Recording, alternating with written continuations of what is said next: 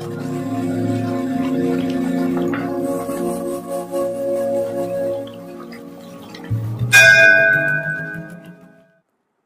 हर महादेव। महाशिव पुराण कथा की सीरीज में आपका स्वागत है। महाशिव पुराण कथा को 7 संहिता और 11 खंडों में विभाजित किया गया है, जिन्हें हम आपको अलग अलग एपिसोड में सुनाएंगे। रुद्र संहिता द्वितीय सती खंड का 30वां अध्याय। सती का योगाग्नि से अपने शरीर को भस्म कर देना।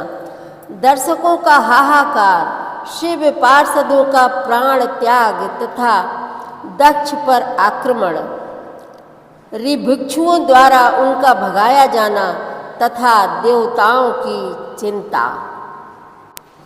ब्रह्मा जी कहते हैं, नारद मौन हुई सती देवी अपने पति का सादर स्मरण करके शांत चित्त हो सहसा उत्तर दिशा में भूमि पर बैठ गईं। उन्होंने विधि पूर्वक जल का आचमन करके वस्त्र ओढ़ लिया और पवित्र भाव से आंखें मूंद कर पति का चिंतन करती हुई वे योग मार्ग में स्थित हो गईं। उन्होंने आसन को स्थिर कर प्राणायाम द्वारा प्राण और अपान को एक रूप करके नाभि चक्र में स्थित किया। फिर उदान वायु को बलपूर्वक नाभि चक्र से ऊपर उठाकर बुद्धि के साथ हृदय में स्थापित किया। तत्पश्चात शंकर की प्राण वल्लभा अनिंदिता सती उस हृदय स्थित वायु को कंठ मार्ग से भ्रकुटियों के बीच में ले गईं। इस प्रकार दक्ष पर कुपित हो सहसा अपने शरीर को त्यागने की इच्छा से सती ने अपने संपूर्ण अंगों में योग मार्ग के अनुसार वायु और अग्नि की धारणा की। तदनंतर अपने पति के चरणारविंदों का चिंतन करती हुई सती ने अन्य सब वस्तुओं का ध्यान भुला दिया। उनका चित्त योग मार्ग में स्थित हो गया था, इसलिए वहां उन्हें पति के चरणों के अतिरिक्त और कुछ नहीं दिखाई दिया। मुनि श्रेष्ठ, सती का निष्पाप शरीर तत्काल गिरा और उनकी इच्छा के अनुसार योगाग्नि से जलकर उसी क्षण भस्म हो गया। उस समय वहां आए हुए देवता आदि ने जब यह घटना देखी तब वे बड़े जोर से हाहाकार करने लगे। उनका वह महान अद्भुत विचित्र एवं भयंकर हाहाकार आकाश में और पृथ्वी तल पर सब ओर फैल गया। लोग कह रहे थे, हाय, महान देवता भगवान शंकर की परम प्रेयसी सती देवी ने किस दुष्ट के दुर्व्यवहार से कुपित हो अपने प्राण त्याग दिए। अहो ब्रह्मा जी के पुत्र, इस दक्ष की बड़ी भारी दुष्टता तो देखो। सारा चराचर जगत जिसकी संतान है, उसी की पुत्री मानस्विनी सती देवी, जो सदा ही मान पाने के योग्य थी, उसके द्वारा ऐसी निरादृत हुई कि प्राणों से ही हाथ धो बैठी। भगवान वृषभध्वज की प्रिया सती सदा सभी सत्पुरुषों के द्वारा निरंतर सम्मान पाने की अधिकारिणी थी। वास्तव में उसका हृदय बड़ा ही असहिष्णु है। वह प्रजापति दक्ष ब्राह्मण द्रोही है, इसलिए सारे संसार में उसे महान अपयश प्राप्त होगा। उसकी अपनी ही पुत्री उसी के अपराध से जब प्राण त्याग करने को उद्यत हो गई, तब भी उस महानरक भोगी शंकर द्रोही ने उसे रोका तक नहीं।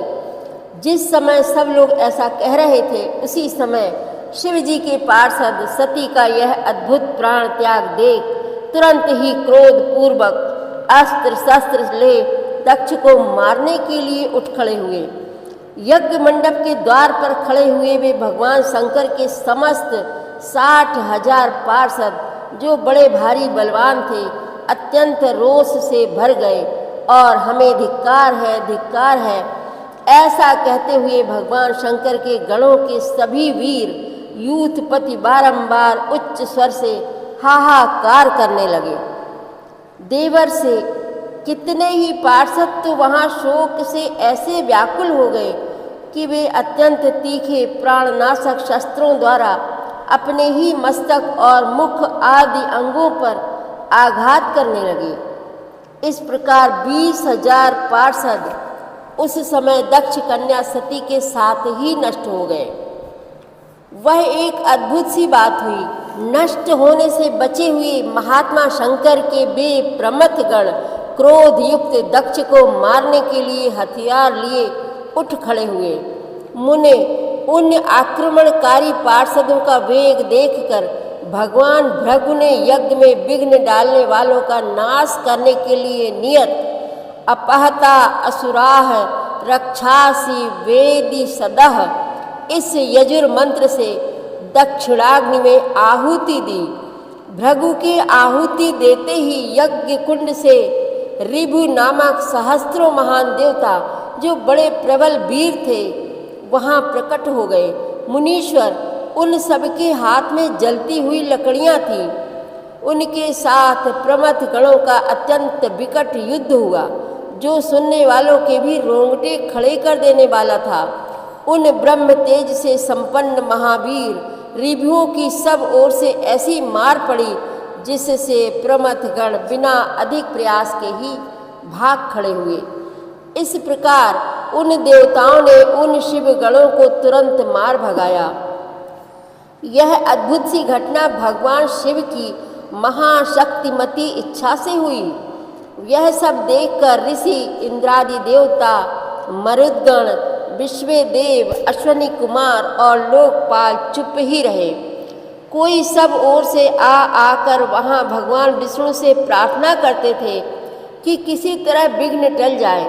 वे उद्युग्न हो बारंबार विघ्न निवारण के लिए आपस में सलाह करने लगे। प्रमथ गणों के नाश होने और भगाए जाने से जो भावी परिणाम होने वाला था उसका भली भांति विचार करके उत्तम बुद्धि वाले श्री विष्णु आदि देवता अत्यंत उद्युग्न हो उठे। मुने इस प्रकार दुरात्मा शंकर द्रोही ब्रह्मबंधु दक्ष के यज्ञ में उस समय बड़ा भारी विघ्न उपस्थित हो गया। रुद्र संहिता द्वितीय सती खंड का 30वां अध्याय समाप्त हुआ। आगे की कथा आप अगले एपिसोड में सुनेंगे। हर हर महादेव। आगे की कथा आप अगले अध्यायों में अगले एपिसोड में सुनेंगे। संपूर्ण शिव महापुराण कथा की सीरीज में शामिल होने के लिए आप हमारे चैनल अपनी विरासत को सब्सक्राइब कर लीजिए और वीडियो को लाइक शेयर करना मत भूलिएगा। हर हर महादेव।